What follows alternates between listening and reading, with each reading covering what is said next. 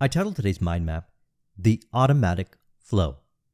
Now in Tuesday's video, we discussed how desire and fulfillment are one, and how the feeling of completion through accepting desires as already fulfilled also represents our true essence, which is already complete and fulfilled, from which everything is experienced as an automatic flow to realizing life experiences symbolic of this completion. Today, I'd like to emphasize experiencing the journey to realizing the desires through remaining in this state of fulfillment. You see, everything happens automatically to realize our desires because creation is complete. As stated in Genesis 2:1, "Thus the heavens and the earth were finished, and all the host of them." In relation to this, everything has already been plotted and planned to realize each desire. Therefore, the state you desire, which you already have, contains all aspects to realize it. This includes what to do, not do, hunches, inspirations, and related visions which may flash upon the mind's eye, including plans revealed within, which are already figured out and thus appear automatically on the journey to realizing the desire. All we do is remain in the state of fulfillment to experience this kind of natural flow. Now, in the New International Version, Genesis 2:1 is translated as, "With this the heavens and the earth were completed, including all their vast array." So, including all their vast array. Array means an ordered series or arrangement. Thus, everything has already been ordered and arranged in sequence and happens automatically by virtue of the state of consciousness occupied. Notice this. While you're in your flow in relation to your desire, it feels like everything ideally happens automatically and effortlessly because it does. Action or non-action happens automatically. People appear, information appears, opportunities appear automatically by law as you flow to realize your desire. This is because the individual is not the sole doer. It may seem to appear that way through identification with the personal identity, yet the reality is there is only one consciousness, one cause, and everything moves in perfect harmony automatically by law through the one cause. And it has all been figured out. Remain in the state of fulfillment and you'll observe how everything happens automatically from that state. Actually, everything was always happening automatically from whatever state you occupy. And since one may fluctuate through states during the day, it may seem like things are not happening automatically at times in contrast to the fulfilled desired state. So thus I recommend abiding in the state of fulfillment in general. From there, we don't experience worry or being swayed, which is really a result of wavering into different states of consciousness. Now, one may, however, waver into different states outside of the state of fulfillment because they don't acknowledge that they can easily fulfill desires that show up during the course in imagination. Desires may show up all day long and they can be fulfilled in imagination, like we discussed in Tuesday's video. I'll link in the description to it. Desires are opportunities to acknowledge in imagination that you already have. They are confirmations of what you already have. Remember, your essence of being is already complete, and you have everything already. Thus, desire means you already have. And as a result of remaining in this state of fulfillment, you don't need to seek in the world of reflections for fulfillment. What you truly seek is acknowledging fulfillment in the cause of the reflection, as awareness of being is already fulfilled. And imagination confirms the fulfillment of your desires. Desire and fulfillment are one. There is no real gap or separation in consciousness. Now, one may not be used to experiencing this way of being, which is actually the true way of being. true way of being is perpetually fulfilled. Perhaps they have conditioned themselves to believe that fulfillment is found in the reflections of the mirror. The key here is to realize true fulfillment is internal. And through imagination, these fulfillments are automatically added onto you as experiences shared with the external through whatever, sports, hobbies, business initiatives, etc. This is the way of the autotelic. You are perpetually intrinsically fulfilled, which again is your true nature, which is already fulfilled. You see, the subconscious aspect of mind does not distinguish between imaginal activity in relation to the five senses or imaginal activity beyond relation to the five senses. The conscious aspect of mind does that. Thus, it is the guardian of the subconscious. The subconscious aspect of mind simply accepts as true what has been allowed to be accepted as true and projects it out as the experiences of life. That stated, we can fulfill ourselves in imagination to experience fulfillment and bliss accordingly, regardless of and also with physical experiences.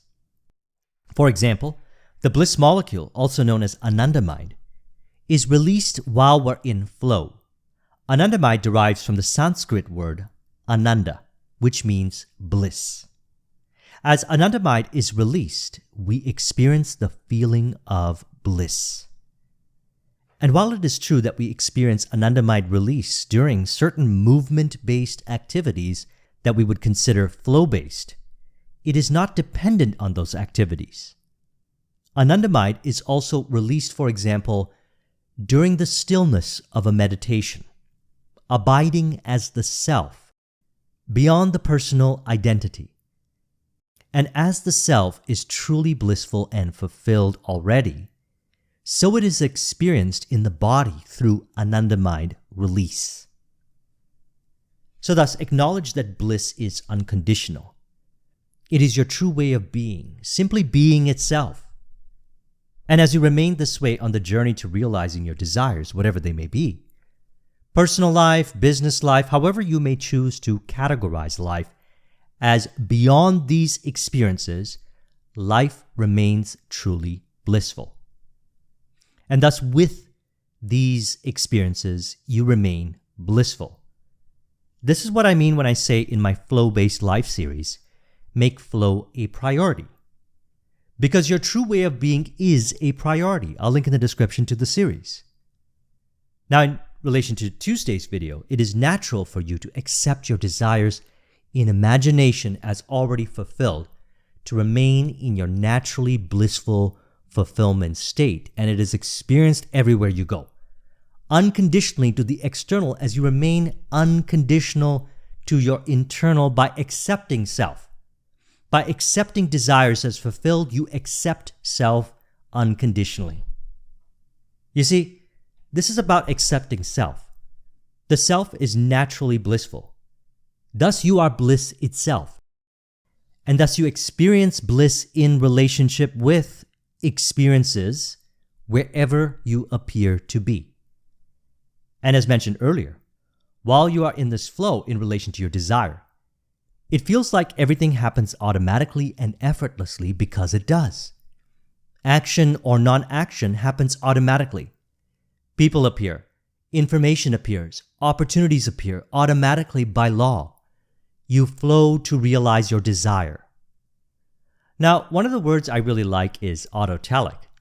It is used to describe a way of being which I would consider an ideal way of being. Autotelic refers to the one who is beyond neediness for external approval, validation, or confirmation to perpetuate their bliss.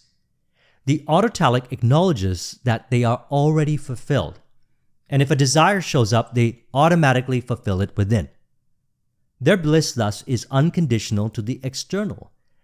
And from this authentic way of being, bliss is experienced in all that they do, don't do, who they're with, where they are, and also in solitude. This is a worthy ideal worth considering. I like how Mihaly Csikszentmihalyi said it in the book Flow.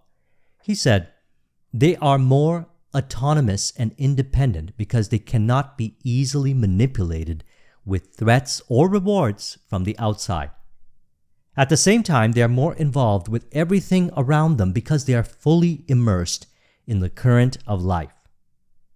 Now, I always say throughout these videos, inspired by Romans 12:2, do not conform to the patterns of the world, but be transformed by the renewing of your mind. The autotelic does not conform to the patterns of the world, as they are able to renew their mind intrinsically. They fulfill everything inside. Thus, what we're discussing here, holds the key to releasing the illusions of being controlled. You can't be controlled because you realize that imagination is reality, from which you are free to choose how life appears now and going forth, regardless of what appeared in the past. Consider that one could only allow themselves to appear dependent to an external aspect through their own beliefs held to conviction, which in relation to them are experienced as appearances of outer manipulation or control.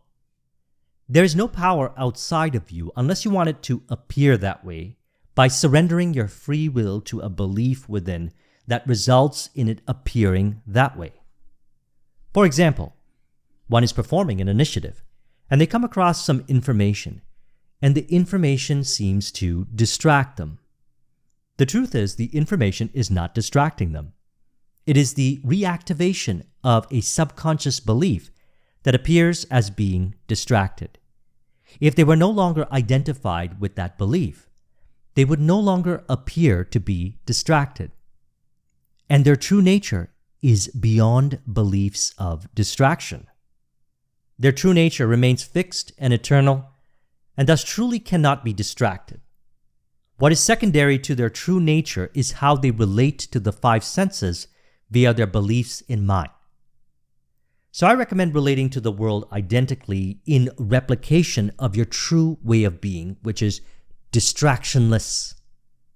Thus, this purifies the mind from the false beliefs, allowing one to remain true and represent truth authentically via how they truly desire to be. This is done by remaining in the state of fulfillment. So if any desire shows up, fulfill it within by acknowledging that you are already fulfilled within.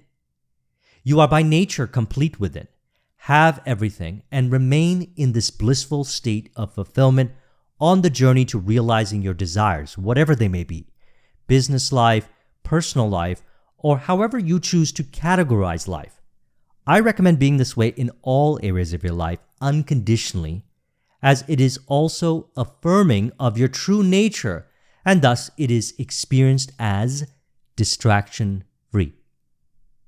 Now let's relate this over to a wonderful book called Psycho-Cybernetics by Maxwell Maltz, in which he articulates a process through which we can correspond all that we have discussed so far experientially to remain in the state of blissful fulfillment with respect to our daily initiatives.